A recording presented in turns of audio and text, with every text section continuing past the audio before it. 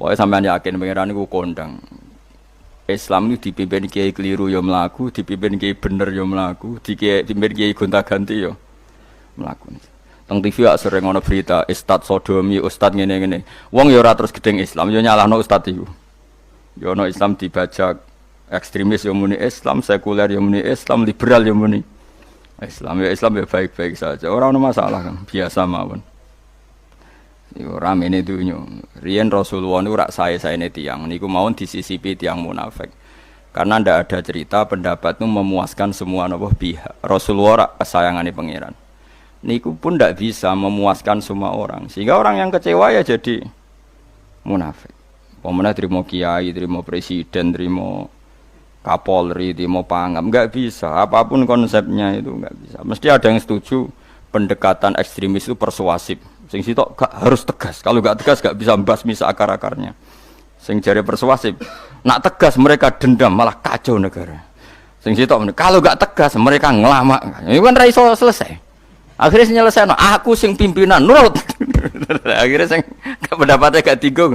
Nurut yo nurut mergo dipecat tapi terus balelo sithik. Balelo apa? Sithik-sithik. Masjid ge ngoten nasibe, kiai ge ngoten. Kulo nak di murid kuatah, di santri kata sing kiai ge kata. Wono kiai niku sowan kula, Gus, masjid iku ape nganakno zikir Ramadan. Dadi 24 jam full mulai bar subuh sampai sahur. Saking semangate ibadah Ramadan. Terus ibadah ning dia muni takok, ya teng masjid, Gus. Dadi masjidnya ben makmur, terbaik masjid makmur. Tak omongi. Lah apa ngarit itu ora ibadah. Apa dadi satpam mergawe iku gak ibadah. Apa nyupir angkot golek nafkah ibadah, kiai kok goblok kira karuan aja muni ngono.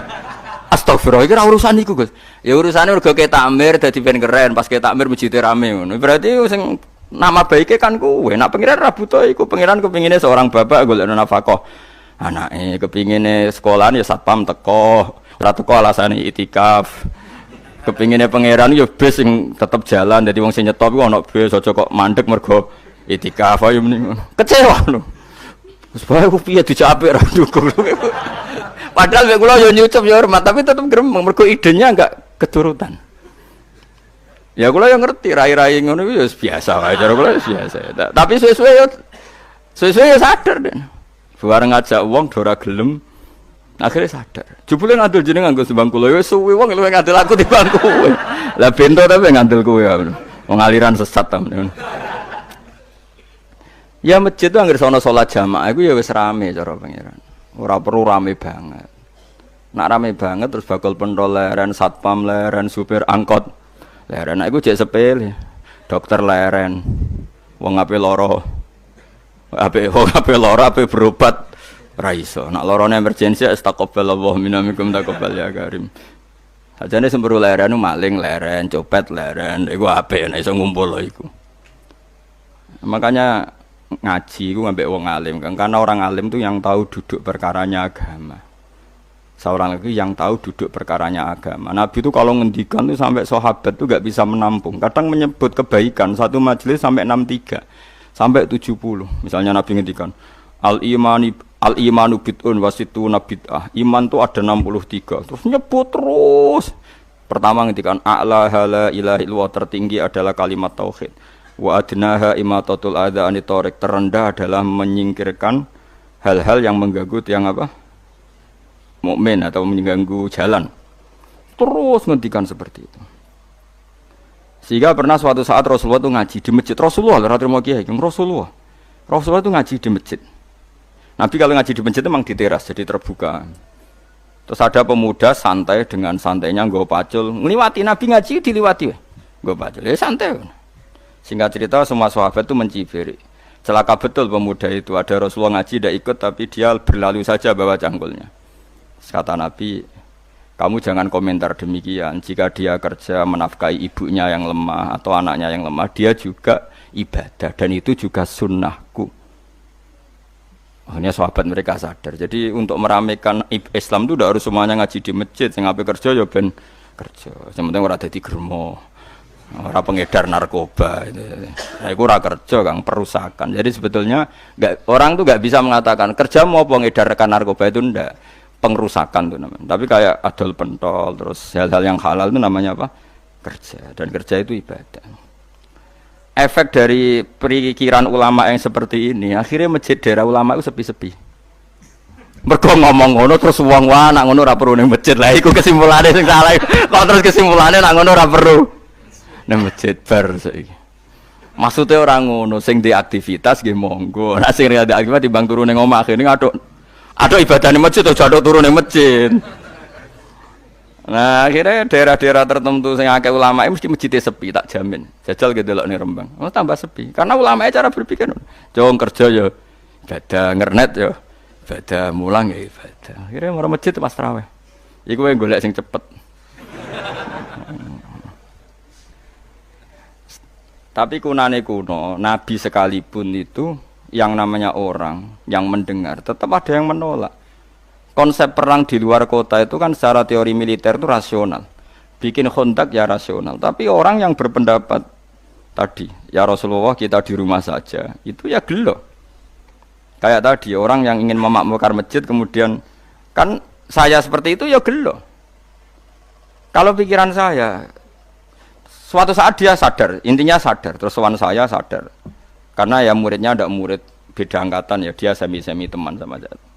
Tak omongin ngene, cong kowe nek pancen seneng masjid tenan, masjid iku aja dadi problem bagi umat.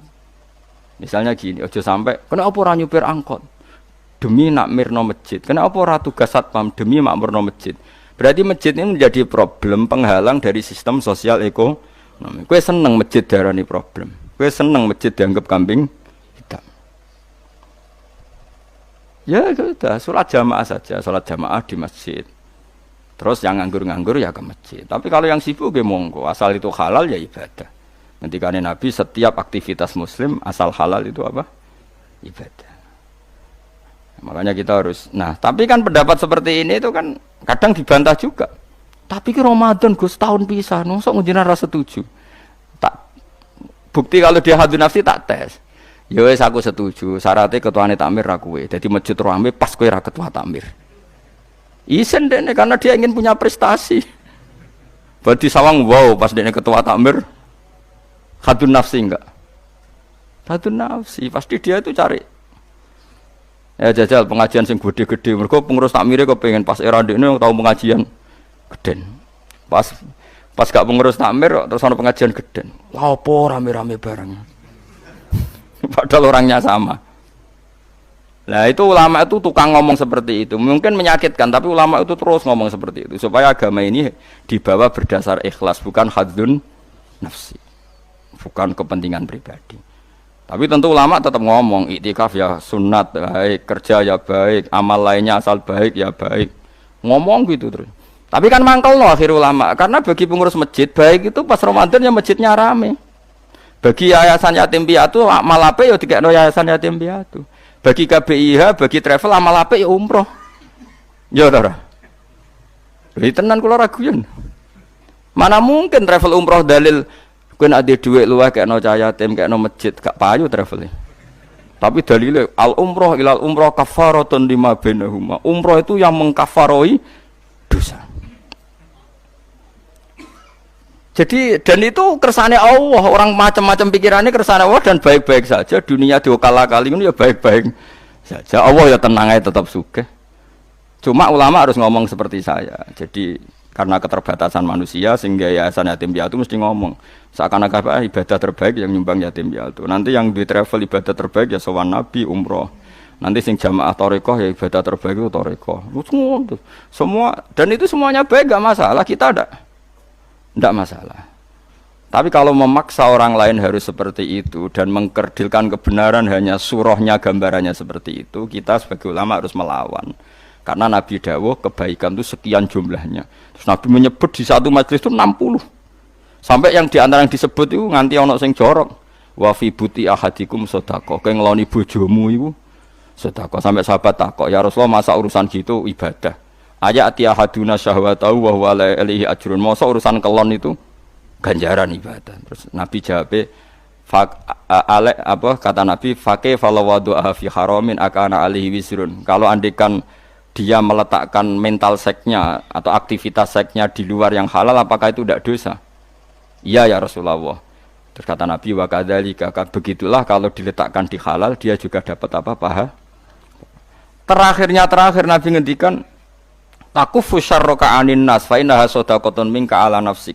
Jika kamu itikaf di masjid tidak bisa, adol pentol tidak bisa, jadi satpam tidak bisa, aktivitas sosial yang menguntungkan orang lain tidak bisa. Takufu syarraka anin nas. Yang penting kamu tidak berbuat buruk yang merugikan manusia. Sehingga sampai ada riwayat dari orang sufi, ibadahnya orang zaman akhir itu tidur. Karena tidur itu gak ganggu wong. Iya. Paling bojo tok sepeten. Tapi kan yo nyopet yo ora, zina yo ora, ndelok wong ayu yo ora. Nah, itu sampai Nabi terakhir nyebut. Dari sekian kebaikan tuh kalau gak mungkin kata Nabi takufu syarraka anin nas fa innaha shadaqatun minka ala nafsik. Sementing kamu tidak melukai atau merugikan orang apa? Sehingga misalnya ulama kok ngerti ada orang tidur di rumah, wong apik, gak ganggu wong. Ana bajingan mati, wong apik, ora iso bajingan meneh.